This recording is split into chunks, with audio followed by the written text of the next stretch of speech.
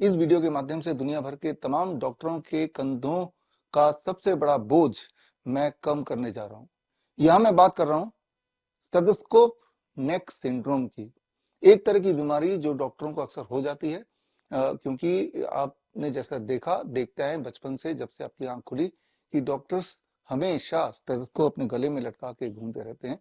चाहे वो हॉस्पिटल में हो, चाहे वो टेलीविजन इंटरव्यू में हो, इंस्टाग्राम की रील बनाने में हो, अक्सर डॉक्टर्स पसंद करते हैं स्टेथोस्कोप को गले में लटका के इस तरह से रहना। लिहाजा जैसा आप रिसर्च पेपर में देख रहे हैं, अलग अलग तरह की बीमारियां डॉक्टर को घेर लेती हैं, जैसे नेक पेन हो गया, या इन्फ्लेमेशन हो गया, या एलर्जी हो गई, या फिर आपको गौर करना होगा स्टेथोस्कोप का जो चेस्ट पीस है, जो पेशेंट्स पे बार बार उनके स्किन से टच होता है, तो ये देखा गया है, रिसर्च से पता चला है कि सबसे ज्यादा कॉन्टेमिनेटेड अगर कोई वस्तु है हॉस्पिटल सेटअप में, वो डॉक्टरों के हाथ से भी ज्यादा ये स्टेथोस्कोप है, क्योंकि इस चेस्ट पीस को बार बार धोया तो जाता नहीं है, साफ तो किया जाता नहीं है, तो इन्फेक्शन का फैलने का सबसे बड़ा कारण यही हो गया है। ना केवल डॉक्टरों के लिए बल्कि पेशेंट्स के लिए भी ये स्टेथोस्कोप एक खतरे का एक सिंबल बनता जा रहा है। तो ऐसे में डॉक्टरों को इस स्टेथोस्कोप से आजादी कैसे दिलाएं, इसकी मैंने एक प्लानिंग की है, और इस वीडियो के माध्यम से आगे आप देखिए कि कैसे डॉक्टरों के कंधों का बोझ हल्का किया जा सकता है। यह है मेरा सोल्यूशन, यानी कि डॉक्टर्स के कंधे का बोझ हल्का हो गया, और डॉक्टर का जो ऑब्सेशन होता है कि अपने स्टेथोस्कोप को फ्लॉन्ट करके दिखाना कि मैं डॉक्टर हूं, हर जगह स्टेथोस्कोप भी गले में लटका के घूमते हैं, वो जो ऑब्सेशन वो भी पूरा होगा। ये टी शर्ट आप देखिए, ध्यान से देखिए, ये दिखने में बढ़िया है, इससे ये भी प्रतीत हो रहा है कि भाई स्टेथोस्कोप का सिंबल भी आ गया, और ये पीछे तक अगर आप देखेंगे, ये पूरी तरह से पीछे से लेके आगे तक ये पूरी डिजाइन, और लगभग लगभग इसके साथ अगर फोटो भी खिंचाएंगे तो लगेगा कि हाँ, स्टेथोस्कोप तो गले में लटका हुआ है, शायद ये डॉक्टर है।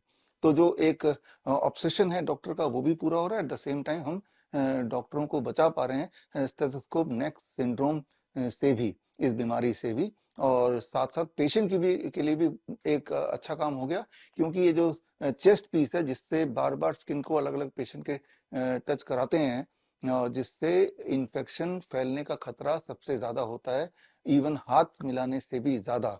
हॉस्पिटल में अगर किसी भी तरह की कंटामिनेशन की बात करें, तो सबसे ज्यादा इन्फेक्शियस एजेंट अगर कोई पाया गया है, वो है डॉक्टर के स्टेथोस्कोप का चेस्ट पीस।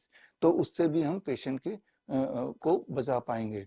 लेकिन आपके दिमाग में तो एक सवाल होगा कि अगर डॉक्टर के हाथ में स्टेथोस्कोप होगा ही नहीं, तो वो डायग्नोस कैसे करेगा, वो इलाज कैसे करेगा?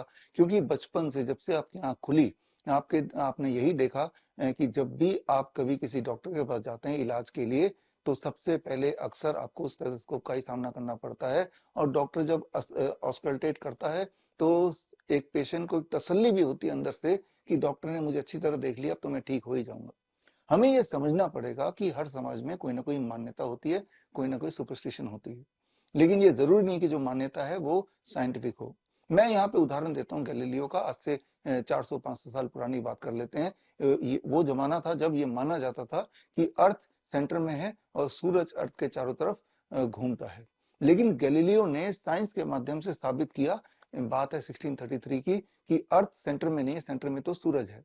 लेकिन उस वक्त की जो मान्यता थी, वो ठीक इसके विपरीत थी। As a result, Catholic church के द्वारा सजा सुनाई गई गैलीलियो को, और अपना रेस्ट ऑफ द जीवन उन्होंने अपने घर में as a jail, house arrest बिताया, जब तक उनकी डेथ नहीं हो गई। जबकि सच क्या है वो हमें पता है।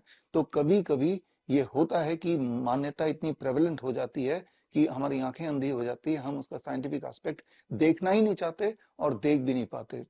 तो ठीक उसी प्रकार पिछले 200 सालों से स्टेथोस्कोप को एक मान्यता मिली हुई है कि इसके माध्यम से जब ऑस्कल्टेट करते हैं, जांच करते हैं, तो वो जांच का जो भी नतीजा होता है वो लगभग लगभग वो करेक्ट होता है, या पूरी तरह से करेक्ट होता है। जबकि क्या ये सच है? अगर स्टेथोस्कोप के नतीजे को साइंस के तराजू से तौला जाए, तो क्या ये एक साइंटिफिक इंस्ट्रूमेंट होगा, साबित हो पाएगा?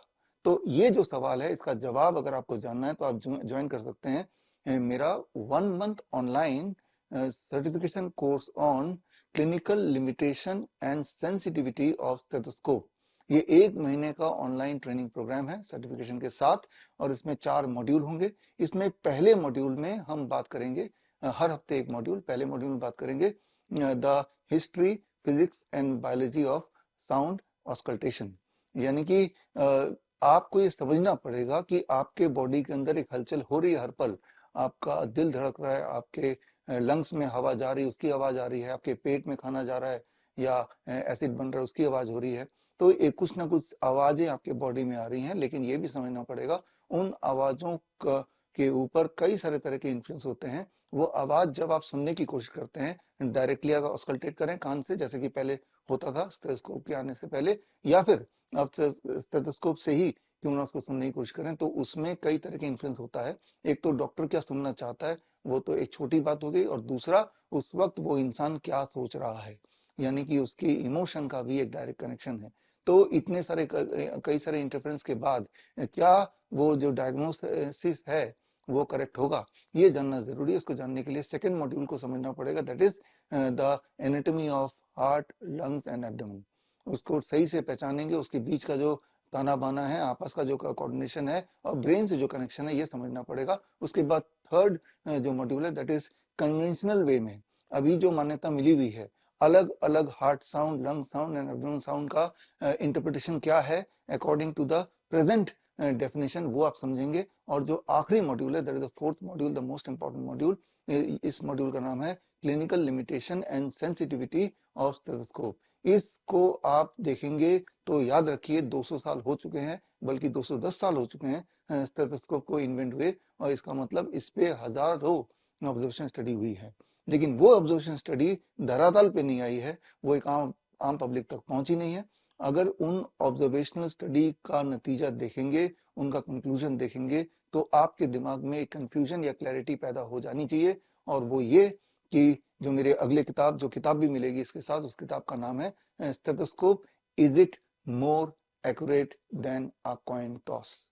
तो आप ये जानेंगे कि स्टेथोस्कोप से ऑस्कल्टेट करके जो नतीजा निकालेंगे वो लगभग लगभग उतना ही एक्यूरेट होगा for most of the things, जितना कि कॉइन टॉस से यानी कि रैंडमली कोई भी नतीजा आप सोच लेंगे। तो मेरी बात मुझे पता है कि सुनने में बड़ी ही आपको शॉकिंग लग रही होगी, या आपको लग रहा होगा ये तो बेकार की बातें हैं, लेकिन मैं साइंस बेस्ड बात कर रहा हूं कि साइंस क्या कहता है। पिछले 200 सालों में जो सारे ऑब्जर्वेशन स्टडी स्टेथोस्कोप के इर्द गिर्द हुआ है, उसका नतीजा क्या कहता है। और ये एक आम आदमी के लिए, या खास तौर पे वो लोग जो हेल्थ फील्ड में है, चाहे प्रेशर एक्सपर्ट हो, चाहे आप एक डाइटिशियन हो, चाहे आप नेचुरोपैथी एक्सपर्ट्स हो, आपके लिए, या फिर आप एक कॉमन मैन हो, आपके लिए ये समझना जरूरी है, खास तौर पे अगर आप कॉमन मैन है, क्योंकि at the end of the day आपके ऊपर ही ऑस्कल्टेट किया जाता है और उसको एक डायग्नोसिस का पहला कदम की तरह लिया जाता है। तो कहीं आपका जो डायग्नोसिस है वो वाकई में करेक्ट है, कहीं वो मिस डायग्नोसिस तो नहीं, तो ये समझना आपका हक भी है, आपकी रिस्पॉन्सिबिलिटी भी है। तो ये जो कोर्स है, ये 1 जून से शुरू होने वाली है, पहला बैच। और पहले बैच में अगर आप रजिस्टर करना चाहते हैं तो आप जा सकते हैं रजिस्टर करने के लिए टू माय वेबसाइट bishrup.com/class, जो शॉर्ट फॉर्म है class, clinical limitation and sensitivity of stethoscope. और इसमें आप जब देखेंगे तो आप पाएंगे कि स्टेथोस्कोप एक सिंबल जरूर है मॉडर्न मेडिसिन का, मॉडर्न साइंस का, लेकिन सिंबल के पीछे का जो सत्य है, यानी कि जो एविडेंस है, वो पूरी तरह से खोखला है। तो खोखला है तो सोल्यूशन क्या है, वो भी आप सीखेंगे इस online 1 month online training programme में।